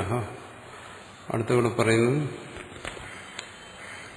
രൂപം വിരൂപം പ്രതിരൂപോ ബഭൂവ തദസ്യ രൂപം പ്രതിചക്ഷണായ ഇന്ദ്രോ മായാഭി പുരുരൂപയ്യത്തെ. മായാഭി എന്നുള്ളതിനാണ് ഭാഷകാരൻ പറയുന്നത് പ്രജ്ഞാഭി, ഈ ബോധം കൊണ്ട്.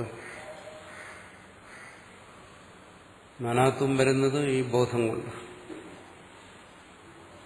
ഏകത്വം വരുന്നത് ഈ ബോധം കൊണ്ട് തന്നെ. പുരുരൂപയ്യതേ പുരു എന്ന് വെച്ചാൽ നാനാരൂപം, പുരുരൂപം നാനാരൂപത്വത്തെ പ്രാപിച്ചു. അടുത്ത് പറയുന്നു യുക്താഹ്യസ്യ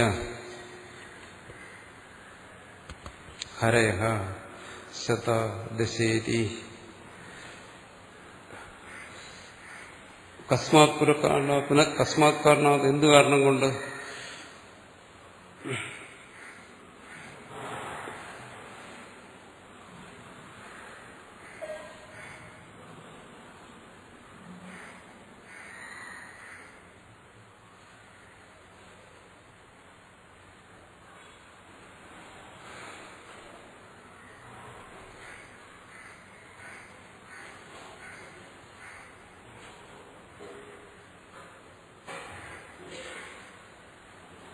അപൂർവാദിരൂപം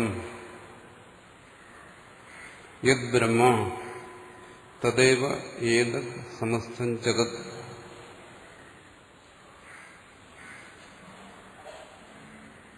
ഇവിടെ പറയും അപൂർവം അടുത്തത്,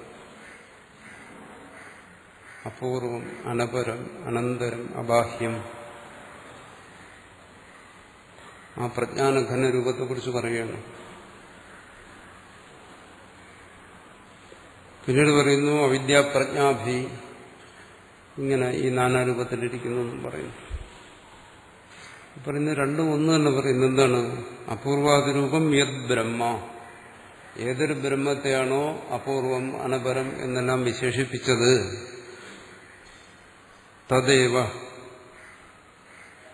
വ്യക്തമായി പറയുന്നു അത് തന്നെയാണ്. എന്ത്? ഏതത് സമസ്തം ജഗത്. ഏതെന്ന് പറഞ്ഞാൽ നമ്മൾ ഈ പ്രത്യക്ഷമായി അനുഭവിച്ചുകൊണ്ടിരിക്കുന്ന സമസ്തം ജഗത്, സമ്പൂർണ്ണ ജഗത്തും തദേവ ആ ബ്രഹ്മം തന്നെയാണ്. ഇതിനും സ്പഷ്ടമായി പറയാനുണ്ടോ? ഏതത് സമസ്തം ജഗത്ത് തദ് ബ്രഹ്മ ഏവ.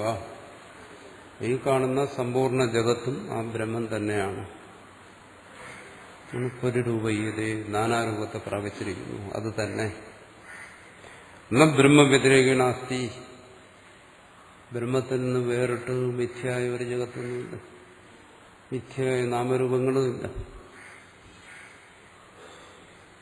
എല്ലാം ഒരു തത്വം തന്നെയാണ്.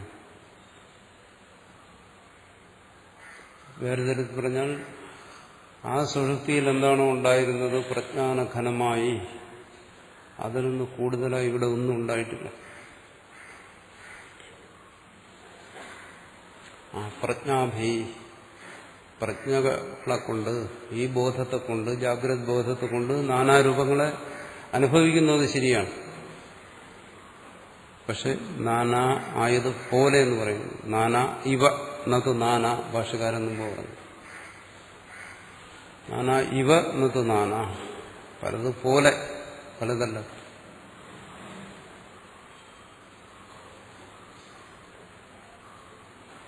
അത് ഇവിടെ പറഞ്ഞു ന തദ്വ്യതിരേകേണ അസ്തി.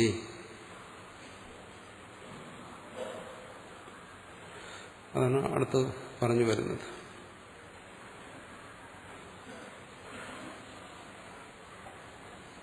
അവിദ്യാപ്രജ്ഞയെ കൊണ്ട് ഇതിങ്ങനെയായി ഈ രൂപത്തിലൊക്കെ അനുഭവപ്പെടുന്നുണ്ട്. ആ ഏകമായ പ്രജ്ഞാനഘനം തന്നെ. കസ്മാത് യുക്ത രഥേ ഇവ വാജിനഃ സുവിഷയപ്രകാശനായ യസ്മാദസ്യ ഹരേഃ ഹരണാത് ഇന്ദ്രിയാണി ശതാനി ദശ ച പ്രാണിഭേദബാഹുല്യാത് ശതാനി ദശ ച ഭവന്തി. എന്തുകൊണ്ട് ഇങ്ങനെ ഈ പ്രജ്ഞ ഉണ്ടായി? പ്രജ്ഞാനഘനത്തിൽ ഈ അവിദ്യാപ്രജ്ഞകൾ എന്തുകൊണ്ട് ഇങ്ങനെ ഉണ്ടാകുന്നു? കസ്മാത്പനക്കാരണ എന്നാണ്. എന്ത് കാരണം കൊണ്ട്? രഥൈവ വാചന, എങ്ങനെയാണോ രഥത്തിൽ വാജികളെ, കുതിരകളെ ബന്ധിച്ചിരിക്കുന്നത്. രഥം എന്ന് പറയുന്നത് നിശ്ചലമായ ഒരു വസ്തുവാണ്. അതാണ് ഇവിടെ ഉദ്ദേശിക്കുന്നത് ആ ഉദാഹരണത്തിലൂടെ. രഥത്തിന് സ്വയം ചലിക്കുന്നതിന് ശേഷിയില്ല, പക്ഷെ വാജികളെ, കുതിരകളെ അതി ബന്ധിപ്പിച്ചു കഴിഞ്ഞാൽ അത് ചലിക്കാൻ തുടങ്ങും.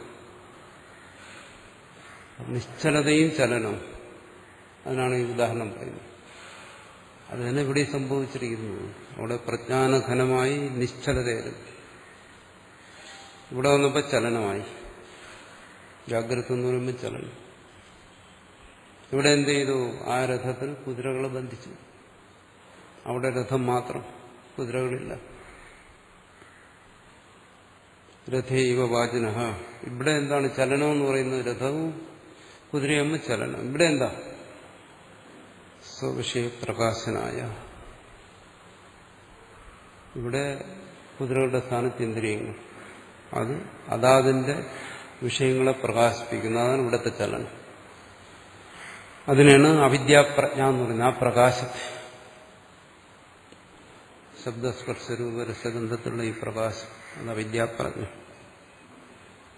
ഹേ യസ്മാ, എന്തുകൊണ്ടാണ്?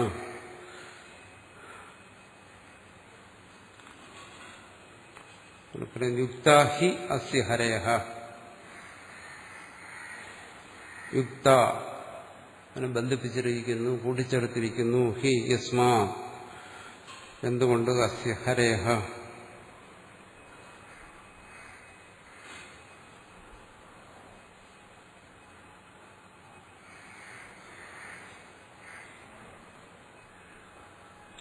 ഹരണാത് ഇന്ദ്രിയാണി. ഹരണാത് ഹരേഹ, ഹരിക്കുന്നതുകൊണ്ട്.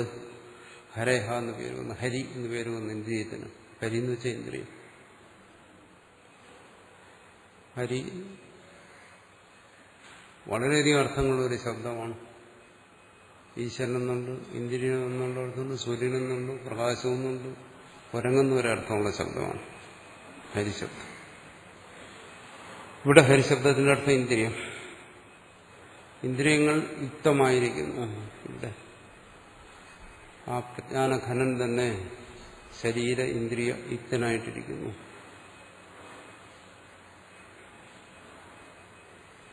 അപ്പോൾ ഒരു പ്രജ്ഞാനഘനന് തന്നെ എന്ന് പറഞ്ഞു. അവിദ്യാപ്രജ്ഞാഭി ബഹുവചനത്തിൽ പറഞ്ഞാണ് നാനാ അറിവുകൾ. നാനാ അറിവുകളെന്ന് പറയുമ്പോൾ അവിടെ ഒരു വ്യക്തി, ഒരു ജീവൻ, ആ ജീവന്റെ നാനാ അറിവ് നിലക്കുണ്ടാവും. ഇനി ശതാനി ദശച പ്രാണിഭേദ ബാഹുല്യാ ശതാനി ദശച ഭവന്തി. ശതാനി ദശച എന്ന് പറയുന്നത് കാക്കത്തുള്ള 1000 എന്ന് പറയും പോലെയാണ്. ഇത്രയെന്ന് പറയാൻ വയ്യ അവിദ്യാപ്രജ്ഞ. എന്തുകൊണ്ട്? ആ ഒരു പ്രജ്ഞാനഘനമായ ഏകമായ പ്രജ്ഞാനഘനത്തിൽ തന്നെ നാനാ ജീവഭേദങ്ങൾ വന്നു. ഓരോരുത്തർക്കും വരുന്നില്ല, ഓരോ ഉറക്കമല്ല. ഓരോ ജീവനും വേറിട്ടല്ല. അതൊന്നേ ഉള്ളൂ. പ്രജ്ഞാനഘനം ഒന്നേ ഉള്ളൂ. അത് നമുക്ക് പറയാൻ പറ്റില്ല. എന്റെ ഉറക്കം, നിന്റെ ഉറക്കം, അങ്ങനെ പറയാൻ വയ്യ. നമ്മൾ വ്യവഹാരത്തിൽ ജാഗ്രതയിൽ വിവരിക്കുമ്പോൾ അങ്ങനെ പറയുന്നുണ്ട്. പക്ഷെ അതല്ല. അത് പ്രജ്ഞാനഘനം ഏകരസ, ഏക സ്വഭാവം ഒന്നാണ്. ആ ഒന്നിൽ നിന്ന് നാനാ ജീവഭാവങ്ങൾ വരുന്നു. ആ നാനാ ജീവഭാവങ്ങൾ വരുന്നുണ്ട്. അവിദ്യാപ്രജ്ഞ അനന്തമായി തീരുന്നു. അപ്പൊ ശത ദശച എന്ന് പറയുന്നത് പ്രാണിഭേദ ബാഹുല്യ. ഈ പ്രാണിഭേദ ജീവഭേദം അത് അനന്തമാണ്. അതുകൊണ്ട് ഇവിടെ പറഞ്ഞ ശതാനി ദശച ഭവന്തി, അതും അനന്തമാണെന്ന് പറഞ്ഞു അവിദ്യാപ്രജ്ഞ. വാസ്തവത്തിലൂടെ പ്രജ്ഞാനഘനം ഏകമാണ്. അത് ചാന്തോക്യത്തിൽ പറഞ്ഞു. സതിസമ്പദ്യന വിദു സതിസമ്പദ്യാമഹേ, അത് സത്താണ്. ആ സത്തിലേക്ക് ഓരോ ജീവനും, നാനാപ്രജ്ഞയോടുകൂടിയിരിക്കുന്ന ഓരോ ജീവന്മാരും ആ സത്തിലേക്ക് ഏകീഭവിക്കുന്നു. അവിടെ നിന്ന് വീണ്ടും ഉണർന്നു വരുന്നു. എല്ലാവരും ഉണർന്നു വരുന്നത് എവിടെ നിന്ന? ഒരു സത്തിൽ നിന്നാണ്. ഓരോരുത്തർക്കും അവരവരുടേതായ പ്രത്യേകമായിട്ട് വീടില്ല, പോയി താമസിച്ചിട്ട് മടങ്ങി വരാൻ. ഒരേ ഒരു സത്തിൽ നിന്ന് തന്നെ ഈ നാനാ ജീവഭാവം വരുന്നു. അതുകൊണ്ട് അവിദ്യാപ്രജ്ഞയും നാനാരൂപത്തിൽ വരുന്നു. ഇതാണ് സൃഷ്ടി.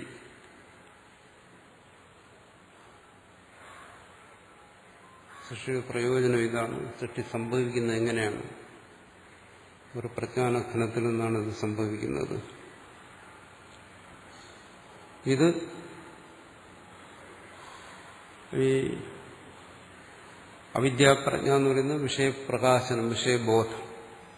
ആ വിഷയബോധത്തിന് വേണ്ടി മനസ്സും മറ്റിന്ദ്രിയങ്ങളും കൂടിച്ചേർന്ന് പ്രവർത്തിക്കുന്നു. അത് അങ്ങനെ പ്രവർത്തിക്കുമ്പോൾ ഓരോരുത്തരും പറയുന്നു, ഇതെന്റെ ജാഗ്രത, കഴിഞ്ഞതെന്റെ സുഷുപ്തി. ആ കഴിഞ്ഞതെന്റെ സുഷുപ്തി എന്ന് പറയുന്നത് എന്തായി? നേരത്തെ പറഞ്ഞ അവിദ്യാപ്രജ്ഞ കൊണ്ട് തോന്നുന്ന അഭിമാനമാണ്. എന്റെ സുഷുപ്തി. എന്റെ സുഷുപ്തി അങ്ങനെ ഒന്നില്ല. കേവലമായ ഒരു പ്രജ്ഞാനഘനം മാത്രം. ഒരു നദിയിൽ പലരിറങ്ങി മുങ്ങി പൊങ്ങി വരുന്നത് പോലെയുണ്ട്. ഒരു ജലാശയത്തിൽ ഒരുപാട് പേര് ഇറങ്ങി മുങ്ങുന്നു, പൊങ്ങി വരുന്നു. ഓരോരുത്തരും പറയുന്നത് അത് എന്റേതാണെന്ന് കരുതുന്ന പോലെയുള്ളൂ. ഒരു പ്രജ്ഞാനഘനത്തിൽ നിന്ന് അനന്തമായ ജീവന്മാരും അനന്തമായ അവിദ്യാപ്രജ്ഞയും ഉണ്ടാകുന്നു.